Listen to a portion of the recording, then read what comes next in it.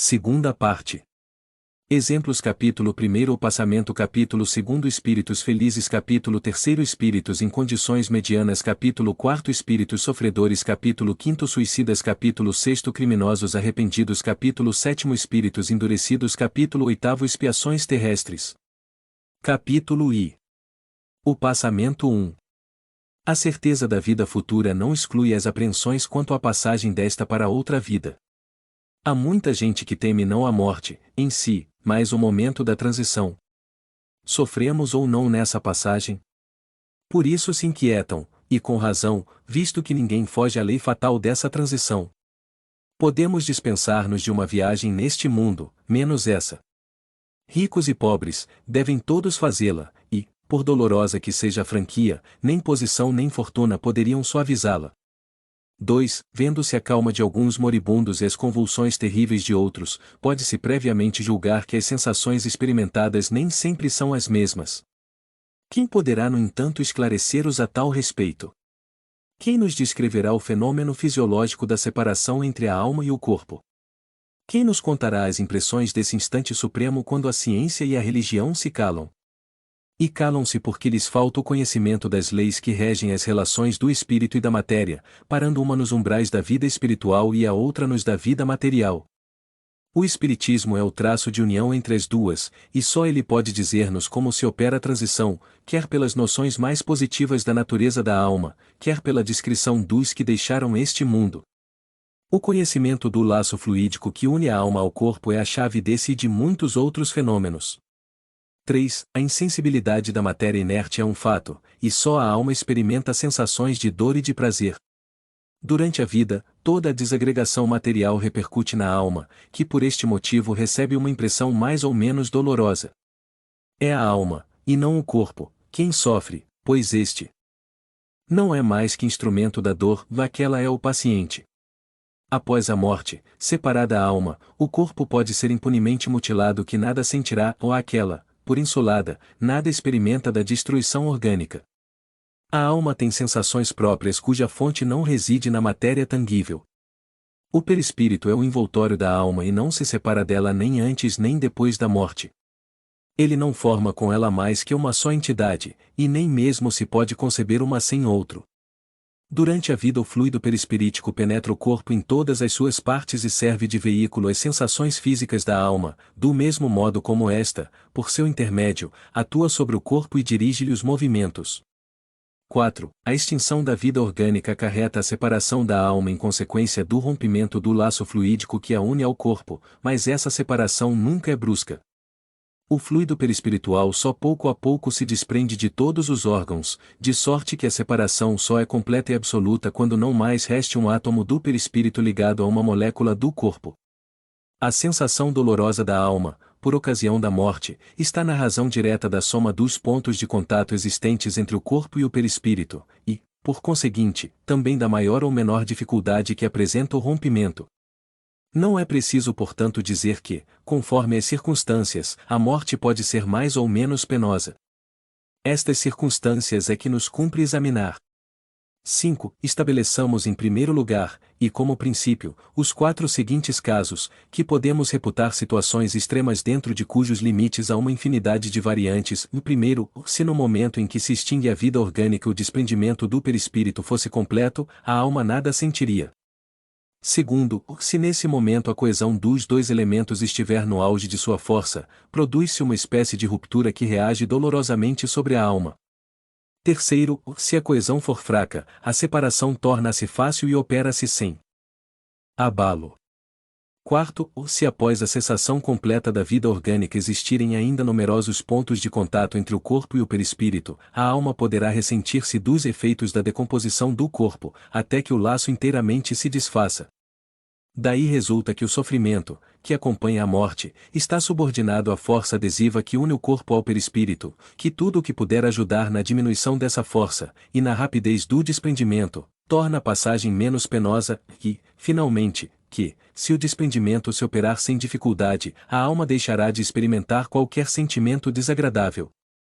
6. Na transição da vida corporal para a espiritual, produz-se ainda um outro fenômeno de importância capital, a perturbação. Nesse instante a alma experimenta um torpor que paralisa momentaneamente as suas faculdades, neutralizando, ao menos em parte, as sensações. É como se disséssemos um estado de catalepsia, de modo que a alma quase nunca testemunha conscientemente o derradeiro suspiro. Dizemos quase nunca, porque há casos em que a alma pode contemplar conscientemente o desprendimento, como em breve veremos. A perturbação pode, pois, ser considerado o estado normal no instante da morte e perdurável por tempo indeterminado, variando de algumas horas a alguns anos. À proporção que se liberta, a alma encontra-se numa situação comparável à de um homem que desperta de profundo sono. As ideias são confusas, vagas, incertas, a vista apenas distingue como que através de um nevoeiro, mas pouco a pouco se aclara, desperta-se-lhe a memória e o conhecimento de si mesma.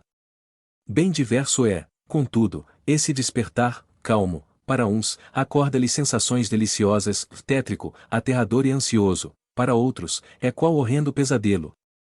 7. O último alento quase nunca é doloroso, uma vez que ordinariamente ocorre em momento de inconsciência, mas a alma sofre antes dele a desagregação da matéria, nos estertores da agonia, e, depois, as angústias da perturbação. Demo-nos pressa em afirmar que esse estado não é geral, porquanto a intensidade e duração do sofrimento estão na razão direta da afinidade existente entre corpo e perispírito. Assim, quanto maior for essa afinidade, tanto mais penosos e prolongados serão os esforços do espírito para desprender-se. Há pessoas nas quais a coesão é tão fraca que o desprendimento se opera por si mesmo, como que naturalmente, é como se um fruto maduro se desprendesse do seu caule, e é o caso das mortes calmas, de pacífico despertar. 8. A causa principal da maior ou menor facilidade de desprendimento é o estado moral da alma. A afinidade entre o corpo e o perispírito é proporcional ao apego à matéria, que atinge o seu máximo no homem, cujas preocupações dizem respeito exclusivo e unicamente à vida e gozos materiais. Ao contrário, nas almas puras, que antecipadamente se identificam com a vida espiritual, o apego é quase nulo. E desde que a lentidão e a dificuldade do desprendimento estão na razão do grau de pureza e desmaterialização da alma, de nós somente depende o tornar fácil ou penoso, agradável ou doloroso, esse desprendimento. Posto isto, quer como teoria, quer como resultado de observações, resta-nos examinar a influência do gênero de morte sobre as sensações da alma nos últimos transes.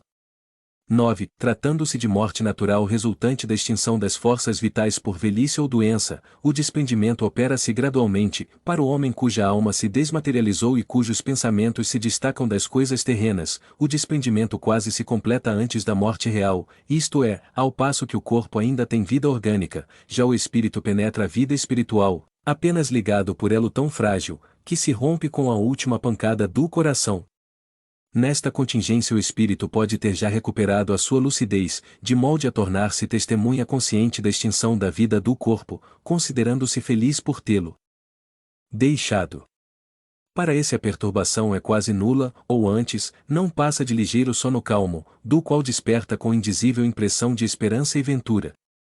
No homem materializado e sensual, que mais viveu do corpo que do espírito, e para o qual a vida espiritual nada significa, nem sequer lhe toca o pensamento, tudo contribui para estreitar os laços materiais, e, quando a morte se aproxima, o desprendimento, conquanto se opere gradualmente também, demanda contínuos esforços.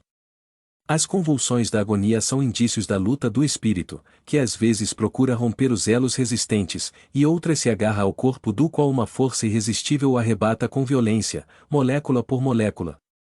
10. Quanto menos vê o espírito além da vida corporal, tanto mais se lhe apega, e, assim, sente que ela lhe foge e quer retê-la, e em vez de se abandonar ao movimento que o empolga, resiste com todas as forças e pode mesmo prolongar a luta por dias, semanas e meses inteiros.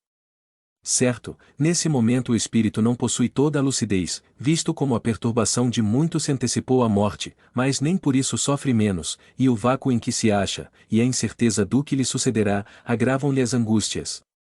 Dá-se por fim a morte, e nem por isso está tudo terminado, a perturbação continua, ele sente que vive, mas não define-se material, se espiritualmente, luta, e luta ainda, até que as últimas ligações do perispírito se tenham de todo rompido. A morte pôs termo à moléstia efetiva, porém, não lhe sustou as consequências, e, enquanto existirem pontos de contato do perispírito com o corpo, o espírito recente se sofre com as suas impressões. 11. Quão diversa é a situação do espírito desmaterializado, mesmo nas enfermidades mais cruéis. Sendo frágeis os laços fluídicos que o prendem ao corpo, rompem-se suavemente e depois, a confiança do futuro entrevisto em pensamento ou na realidade, como sucede algumas vezes, falo encarar a morte qual redenção e as suas consequências como prova. Advindo-lhe daí uma calma resignada, que lhe ameniza o sofrimento. Após a morte, rotos os laços, nem uma só reação dolorosa que o afete, o despertar é lépido, desembaraçado, por sensações únicas, o alívio, a alegria.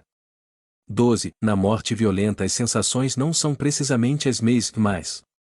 Nenhuma desagregação parcial pode iniciar previamente a separação do perispírito, a vida orgânica em plena exuberância de força é subitamente aniquilada.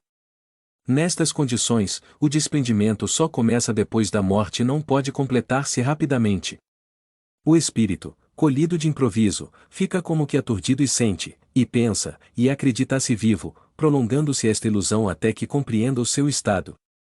Este estado intermediário entre a vida corporal e a espiritual é dos mais interessantes para ser estudado, porque apresenta o espetáculo singular de um espírito que julga material o seu corpo fluídico, experimentando ao mesmo tempo todas as sensações da vida orgânica. Há, além disso, dentro desse caso, uma série infinita de modalidades que variam segundo os conhecimentos e progressos morais do espírito. Para aqueles cuja alma está purificada, a situação pouco dura, porque já possuem em si como que um desprendimento antecipado, cujo termo a morte mais súbita não faz senão apressar.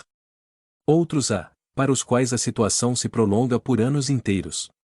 É uma situação essa muito frequente até nos casos de morte comum, que, nada tendo de penosa para espíritos adiantado, se torna horrível para os atrasados. No suicida, principalmente, excede a toda expectativa. Preso ao corpo por todas as suas fibras, o perispírito faz repercutir na alma todas as sensações daquele, com sofrimentos cruciantes. 13. O estado do espírito por ocasião da morte pode ser assim resumido: tanto maior é o sofrimento, quanto mais lento for o desprendimento do perispírito, a presteza deste desprendimento está na razão direta do adiantamento moral do espírito, para o espírito desmaterializado, de consciência pura, a morte é qual um sono breve, isento de agonia, e cujo despertar é suavíssimo. 14. Para que cada qual trabalhe na sua purificação, reprima as más tendências e domine as paixões, preciso se faz que abdique das vantagens imediatas em prol do futuro, visto como, para identificar-se com a vida espiritual, encaminhando para ela todas as aspirações e preferindo-a à vida terrena, não basta crer, mas compreender. Devemos considerar essa vida debaixo de um ponto de vista que satisfaça ao mesmo tempo a razão, a lógica, ao bom senso e ao conceito em que temos a grandeza, a bondade e a justiça de Deus.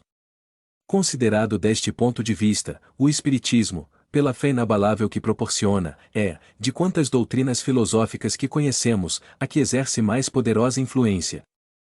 O espírita sério não se limita a crer porque compreende, e compreende porque raciocina. A vida futura é uma realidade que se desenrola incessantemente a seus olhos, uma realidade que ele toca e vê, por assim dizer, a cada passo e de modo que a dúvida não pode empolgá-lo, ou ter guarida em sua alma. A vida corporal, tão limitada, amesquinha-se diante da vida espiritual, da verdadeira vida. Que lhe importam os incidentes da jornada se ele compreende a causa e utilidade das vicissitudes humanas, quando suportadas com resignação? A alma eleva-se-lhe nas relações com o mundo visível, ou os laços fluídicos que o ligam à matéria enfraquecem-se, operando-se por antecipação um desprendimento parcial que facilita a passagem para a outra vida. A perturbação consequente à transição pouco perdura, porque, uma vez franqueado o passo, para logo se reconhece, nada estranhando, antes compreendendo, a sua nova situação. 15. Com certeza não é só o Espiritismo que nos assegura tão auspicioso resultado, nem ele tem a pretensão de ser o meio exclusivo, a garantia única de salvação para as almas. Força é confessar, porém, que pelos conhecimentos que fornece, pelos sentimentos que inspira, como pelas disposições em que coloca o espírito, fazendo-lhe compreender a necessidade de melhorar-se, facilita enormemente a salvação. Ele dá a mais, e a cada 1. Os meios de facilitar o desprendimento doutros espíritos ao deixarem o invólucro material, abreviando-lhes a perturbação pela evocação e pela prece. Pela prece sincera, que é uma magnetização espiritual, provoca-se a desagregação mais rápida do fluido perispiritual, pela evocação conduzida com sabedoria e prudência, com palavras de benevolência e conforto, combate-se o entorpecimento do espírito, ajudando-o a reconhecer-se mais cedo, e, se é sofredor, incute-se-lhe o arrependimento, o único meio de abreviar seus sofrimentos. Nota de Allan Kardec: dos exemplos que vamos transcrever mostram-nos os espíritos nas diferentes fases de felicidade e infelicidade da vida espiritual. Não fomos procurá-los nas personagens mais ou menos ilustres da antiguidade, cuja situação pudera ter mudado consideravelmente depois da existência que lhes conhecemos, e que por isto não ofereceriam provas suficientes de autenticidade. Ao contrário, tomamos esses exemplos nas circunstâncias mais ordinárias da vida contemporânea, uma vez que assim pode cada qual encontrar mais similitudes e tirar, pela comparação, as mais proveitosas instruções. Quanto mais próxima de nós está a existência terrestre dos espíritos, quer pela posição social, quer por laços de parentesco ou de meras relações, tanto mais nos interessamos por eles, tornando-se fácil averiguar-lhes a identidade. As posições vulgares são as mais comuns, as de maior número, podendo cada qual aplicá-las em si, de modo a tornarem-se úteis, ao passo que as posições excepcionais comovem menos, porque saem da esfera dos nossos hábitos. Não foram, pois, as sumidades que procuramos, e se nesses exemplos se encontram quaisquer personagens conhecidas, de obscuras se compõe o maior número. Acresce que nomes retumbantes nada adiantariam à instrução que visamos, podendo ainda ferir suscetibilidades. E nós não nos dirigimos nem aos curiosos, nem aos amadores de escândalos, mas tão somente aos que pretendem instruir-se. Esses exemplos poderiam ser multiplicados infinitamente, porém, forçados a limitar-lhes o número, fizemos escolha dos que pudessem melhor esclarecer o mundo espiritual e o seu estado, já pela situação dos espíritos, já pelas explicações que estavam no caso de fornecer. A maior parte destes exemplos está inédita, e apenas alguns, poucos, foram já publicados na Revista Espírita. Destes, suprimimos supérfluas minúcias, conservando apenas o essencial ao fim que nos propusemos, ajustando-lhes as instruções complementares a que poderão dar lugar ulteriormente.